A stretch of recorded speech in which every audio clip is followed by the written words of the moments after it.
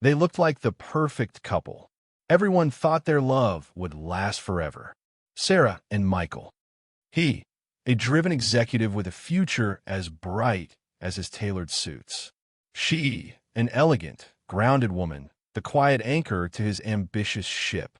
They had the beautiful house on the hill, the dual-income success story, and the kind of easy laughter that made strangers want what they had. Their life was a postcard of the American dream, framed in white picket fences and expensive landscaping. But what if that postcard was nothing more than a carefully constructed lie? What if the love you built your entire existence on was silently being hollowed out from the inside? We look at couples like them and we wonder, how can two people who promised forever become the deadliest enemies? How does a hand that once held yours gently become the instrument of your absolute destruction? The atmosphere around them, for years, was one of trust, of passionate promise. But beneath that polished surface, a cold, hard truth was beginning to form. It wasn't a sudden explosion, but a slow, venomous drip. It was the quiet realization that the man she swore her life to wasn't just a stranger. He was a thief. He wasn't stealing money or jewelry. He was stealing her future, her dignity, and her love. And what does a woman do when everything she has ever believed in turns out to be a betrayal? She retaliates. She plans. She exacts a price. This is the story of how Michael left Sarah for a younger woman, believing he would walk away with his success intact. It's the story of how Sarah didn't just survive the abandonment. She meticulously plotted to take the one thing he cared about most, everything he owned. Before Michael, Sarah was an artist of routine, a meticulous project manager at a mid-sized tech firm. She was defined by her organization, her calm demeanor, and a deep-seated need for stability. Her upbringing was simple, steady, values built on honesty and hard work. Her dreams weren't for grand fame, but for a solid, loving partnership, a shared life of mutual respect. Michael, on the other hand, was all forward momentum. He was raised with the sharp-elbowed ambition of a self-made man. He had charisma that filled a room and a relentless drive to climb the corporate ladder. His dreams were tangible: titles, properties, prestige. When they met at a company gala, it was the classic cliché, the irresistible force meeting the immovable object. Michael was drawn to Sarah's quiet competence, her ability to bring structure to his professional chaos. Sarah was captivated by his confidence, his vision. He made her feel like their shared future was guaranteed, a certainty in an uncertain world. Their courtship was a whirlwind of expensive dinners and whispered promises. He promised her adventure. She promised him home. They married quickly, blending their finances and their lives into a single, formidable entity. They bought the house, funded his burgeoning startup with her savings and his borrowed capital, and quickly became the power couple everyone envied. Sarah managed the books, the household, and the emotional equilibrium. Michael chased the deals, the fame, and the fortune. Their laughter was genuine then, their late-night talks filled with the intoxication of building something together. But a perfect surface often hides a structural flaw. As Michael's success grew, so did his ego. The charming confidence began to curdle into controlling arrogance. His business trips grew longer, his calls home shorter. When he was present, he wasn't really there.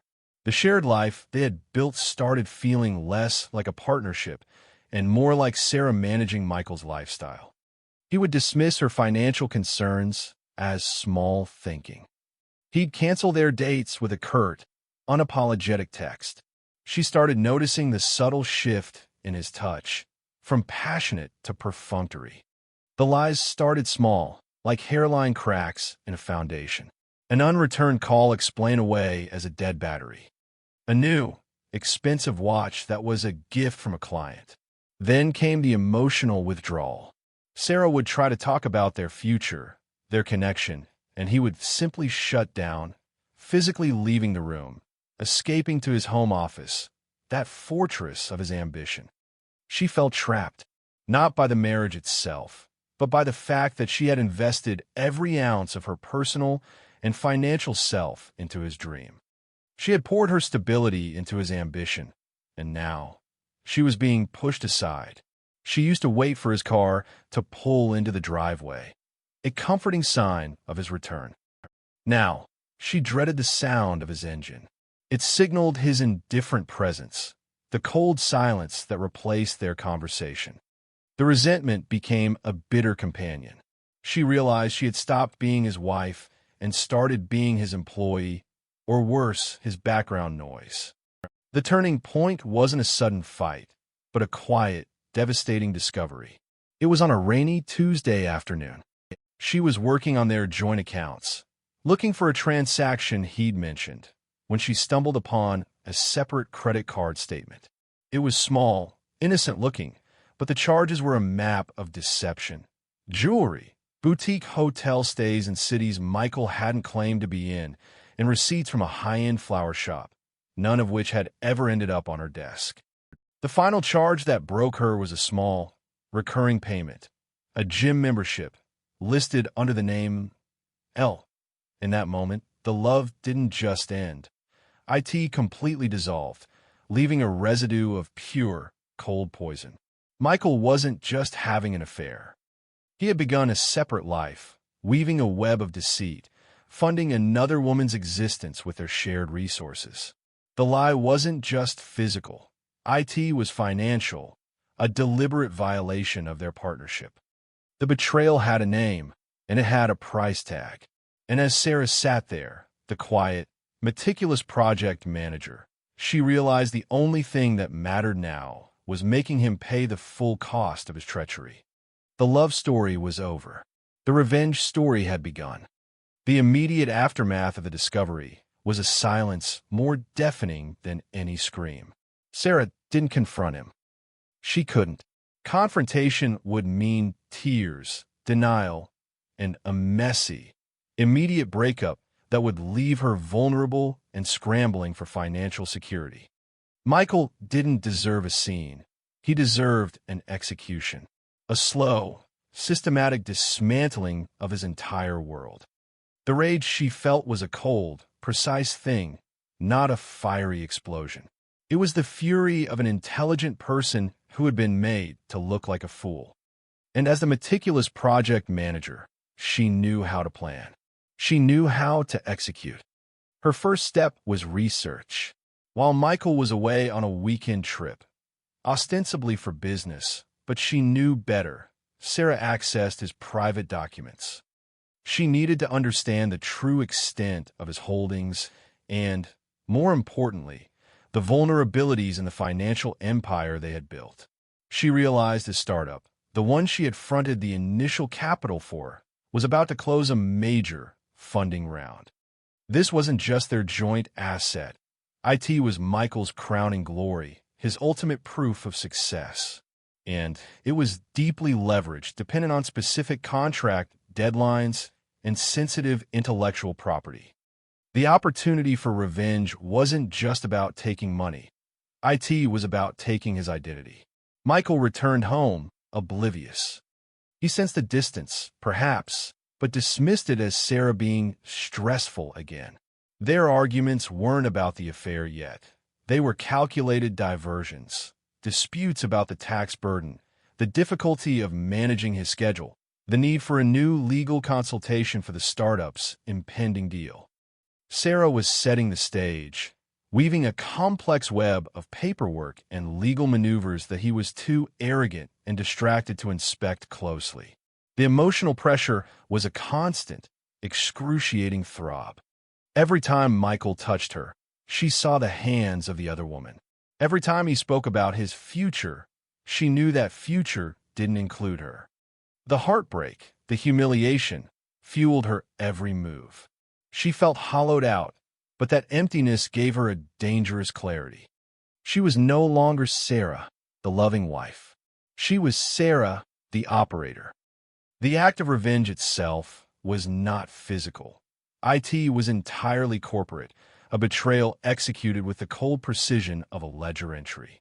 Michael was days away from finalizing the critical funding deal for his company. The deal hinged on proprietary technology and a contractually guaranteed delivery date. Sarah, using her deep knowledge of his internal operations, knowledge he'd once praised her for having, executed her plan. First, she contacted the younger woman, Elle. She didn't rage. She simply sent an anonymous email containing irrefutable evidence, photos, hotel receipts, and a copy of Michael's personal, deeply unflattering financial projections.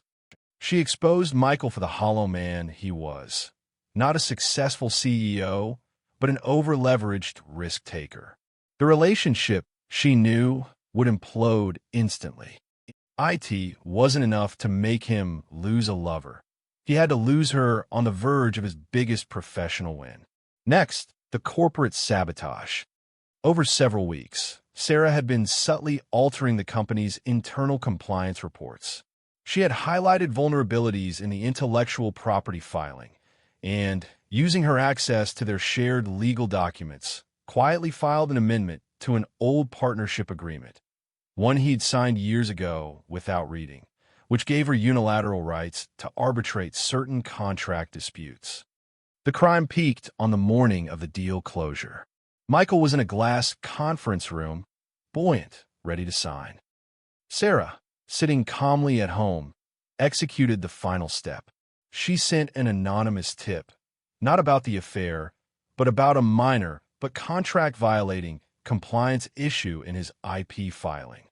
Then, she sent an official, perfectly legal notice to his company, invoking her arbitration rights on the grounds of financial misalignment of marital assets. The deal fell apart in minutes. The investors, spooked by the legal notice and the IP issues, pulled out. Michael's perfect future shattered on the marble conference table. His company, relying on that funding, instantly became a house of cards. The fallout was immediate, catastrophic, and completely legal. Michael rushed home, not suspecting Sarah, but furious at the world. He screamed about sabotage, about enemies, about his bad luck. Finally, Sarah spoke. She presented him with the divorce papers she had prepared months ago, papers that, thanks to her quiet amendments and his financial dependency on her initial capital, ensured he walked away with only the clothes on his back and the debt he had accrued on the side. The affair was exposed in the documents as reckless financial depletion of marital resources. He stared at the paperwork, then at her, his face a grotesque mask of disbelief and dawning terror. "You," he whispered. Sarah's response was ice cold. In the end, IT wasn't a scream or a fight that broke the silence. It was the sound of betrayal being answered with a perfectly executed legal maneuver. "You left me for a younger woman, Michael. I took everything you owned." The emotional shock was total. Michael's entire identity was tied to his success. Sarah had not just left him. She had made him become himself.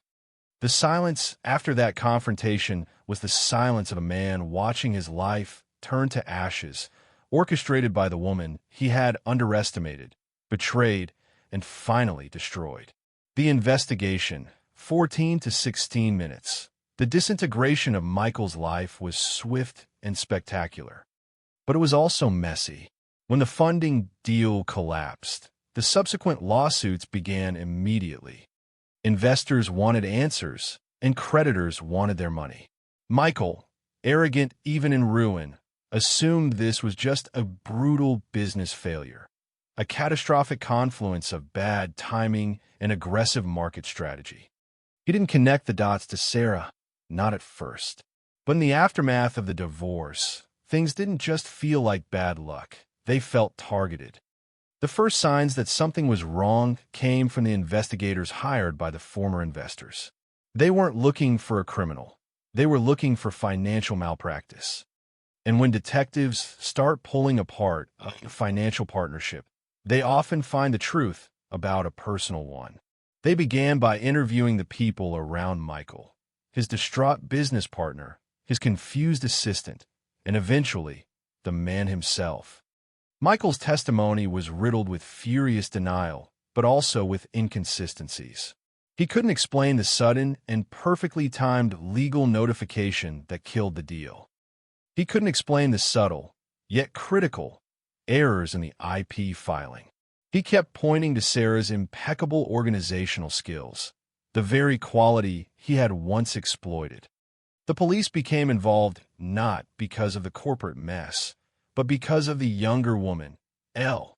After receiving Sarah's anonymous email, Elle had been humiliated and furious.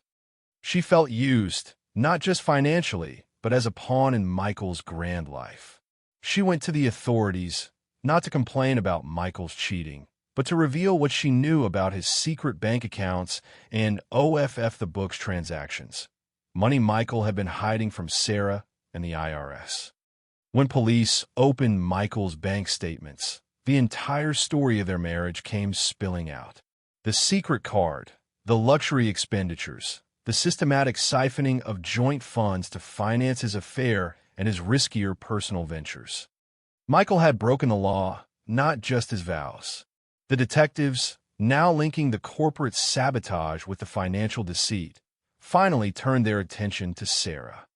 They interviewed her in the spacious, now quiet home she had legally retained. Sarah was calm, professional, and devastatingly truthful about Michael's emotional abandonment, his gaslighting, and her discovery of his parallel life. But when asked about the corporate legal maneuvers, she was elusive, protected by legal precision. She never confessed to the motive of revenge, only the act of defending her assets. The key evidence wasn't a smoking gun. It was a paper trail. The police found the meticulously annotated copies of Michael's partnership agreements, the subtle amendments Sarah had signed as a partner, and the dated records of her initial capital investment. She hadn't stolen his company. She had legally reclaimed her investment, using his contractual failures and personal malfeasance as the trigger. The investigators realized they were looking at a financial takedown executed with the strategic brilliance of a military operation. They saw texts between Michael and his business partner that screamed arrogance. Sarah handles the boring paperwork. She doesn't understand the big picture. And then they saw Sarah's emails, quiet, logical, documenting every time Michael had ignored her financial warnings. The suspense built as the story shifted from mere adultery to calculated financial warfare. Was Sarah a victim who simply defended herself brilliantly? Or was she a vengeful mastermind who used the law to destroy a man? The dramatic moment, the twist that flipped the story's meaning, came when a junior detective noticed a crucial, easily missed detail in Michael's personal laptop files. The kind of file only a project manager would see. It wasn't the IP error itself, but the draft of the legal letter Sarah used to invoke arbitration. It was time-stamped and filed 3 weeks before Michael's affair was officially exposed by the other woman. It meant Sarah hadn't reacted spontaneously to the affair. She had been preparing the mechanism of his destruction while still sleeping in the same bed as him. She had built the perfect legal trap and waited patiently for the moment of maximum leverage. When the detective confronted Sarah with this evidence, not as proof of a crime, but as proof of premeditation, Sarah simply smiled, a thin, cold expression of victory. When police opened her phone records, the detective later noted, the entire story of their marriage came spilling out, message by message. But her mind was the real weapon. She didn't use rage, she used logic. Michael was ultimately arrested, not for losing his business, but for financial fraud and the illegal concealment of assets. The business failure was just the collateral damage of his former wife's exquisite vengeance. The courtroom became the final battleground for Sarah and Michael. It wasn't just a trial of fraud. It was a public dissection of a destroyed marriage, performed for the benefit of a jury of strangers. The prosecutor's opening was brutal, painting a picture of Michael the Predator, a man who viewed marriage as a corporate merger, who systematically defrauded his wife while living a lavish double life. They highlighted the financial betrayal, using Sarah's evidence to show a pattern of deliberate, criminal concealment, culminating in the complete financial risk Michael put on their joint assets. The prosecution framed the corporate collapse as the consequence of his fraud, the house of cards falling because he was too busy hiding the truth to secure the foundation. Sarah was called to the stand. She was poised, dressed in muted tones, projecting an image of quiet dignity and wounded intelligence. She didn't cry. She didn't shout. Her voice was steady as she recounted the slow, agonizing realization that her partner was a lie. She detailed the long hours she spent managing his company's finances, only to realize he was draining their future for another woman. Her testimony wasn't a performance of grief. It was a clinical presentation of betrayal. The defense was forced into a corner. They couldn't deny the affair or the separate accounts. Instead, they spun a tale of desperation and misunderstanding. They argued that Michael was a high-risk entrepreneur, prone to impulsive business decisions, and that the hidden money was merely a rainy day fund he kept separate from their joint venture to protect his wife from risk. They argued that Sarah's legal maneuver was not self-defense, but a deliberate, malicious act of revenge, an overreaction of a scorned woman who weaponized her superior business knowledge to financially execute her husband out of spite. They attempted to paint her as the true villain, the icy partner who, once betrayed, sought total annihilation. Emotional testimony came from both sides. Michael's mother testified, tearfully describing her son as flawed but not a criminal, a man blinded by ambition.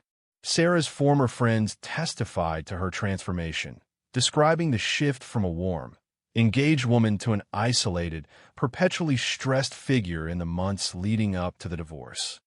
The tension in the courtroom was palpable. The jury wasn't just weighing evidence. They were judging love, control, and the ethics of revenge. Did Sarah's betrayal justify her actions? Or did her precise, cold-blooded revenge negate her status as a victim? Michael's own testimony was his undoing. When pressed on the hidden accounts, his arrogance resurfaced. He became evasive, defensive, and ultimately dismissive of the law. He spoke about his right to manage his money and his right to personal freedom, never once expressing remorse for the deception. He sounded like the calculating CEO who prioritized profit over people, exactly the image the prosecution wanted to convey. The closing arguments were devastating. The defense concluded that Sarah had exacted her revenge by destroying his business, arguing Michael had already suffered enough. The prosecution rebutted. Revenge is an emotional reaction. Fraud is a crime. Michael chose to break the law, not just his vows. His wife chose to expose it, not hide it. The jury was out for only one day. The air in the room was thick with anticipation, a mixture of heartbreak and disbelief that this whole tragic saga came down to 12 people and a single word. When the jury returned, the judge asked the question. Michael stood, pale and shaking. Sarah sat calmly in the gallery, a statue of quiet expectation. When the verdict was read, he didn't cry. He didn't move. He was found guilty on multiple counts of financial fraud and illegal concealment of assets. Sarah just stared ahead, as if the person they were talking about, the once successful executive, wasn't her husband anymore. The verdict wasn't just a legal declaration.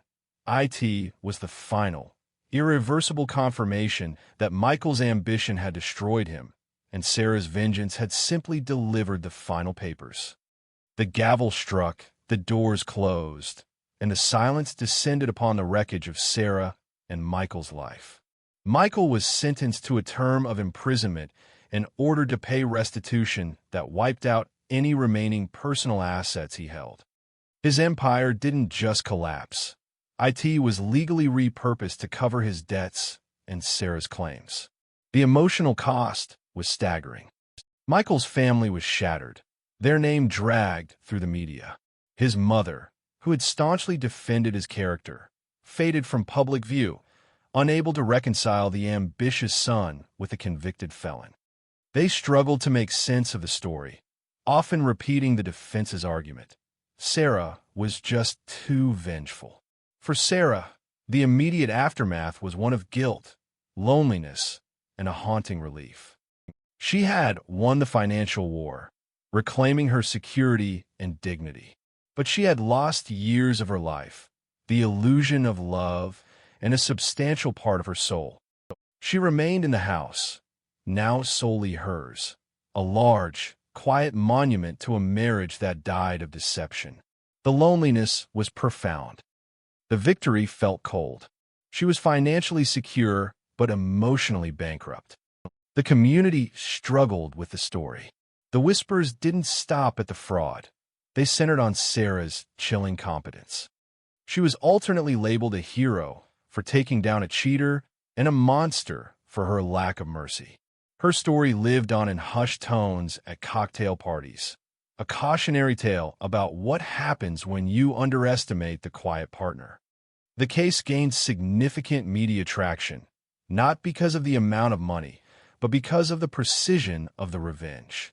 It became a reference point in financial law for spousal partnerships, often cited as the Sarah case in discussions about marital asset protection in the age of entrepreneurial fraud.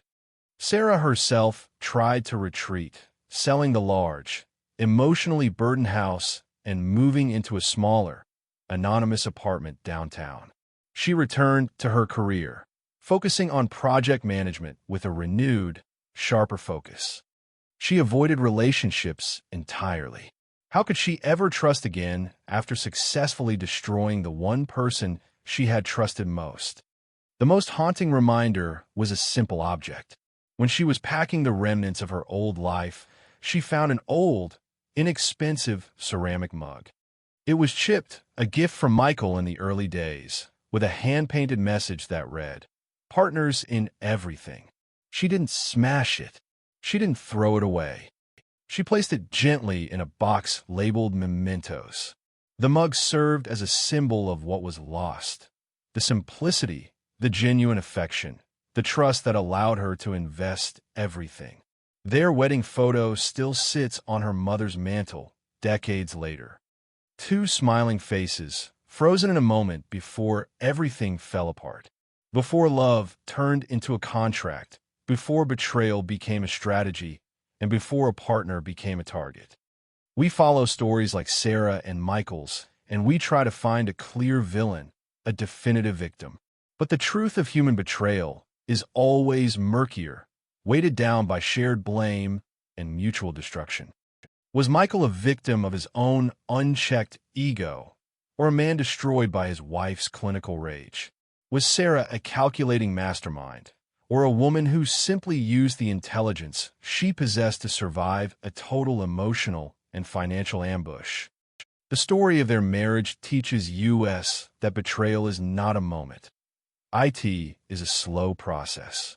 It's the small lies, the subtle withdrawals, the quiet arrogances that chip away at the foundation until the whole structure becomes hollow. Michael's greatest flaw wasn't just his infidelity. It was his profound underestimation of the woman he married. He assumed her quiet support was a sign of weakness, never realizing her organizational brilliance was the power grid to his entire operation. They say love conquers all, but sometimes it's love itself that destroys everything in its path, especially when it twists into the bitter, burning need for ultimate fairness. Revenge, in the end, didn't bring Sarah peace. It brought her survival. It gave her the power to walk away, financially whole. But It didn't heal the wound of betrayal. She took everything he owned, but he had already taken the one thing she could never reclaim: her faith in the promise of forever. We are left to wonder, what is the price of trust? And when love becomes a battlefield, is a Pyrrhic victory any better than total defeat? The story of Sarah and Michael is a cold reminder that the biggest risk in any partnership isn't failure.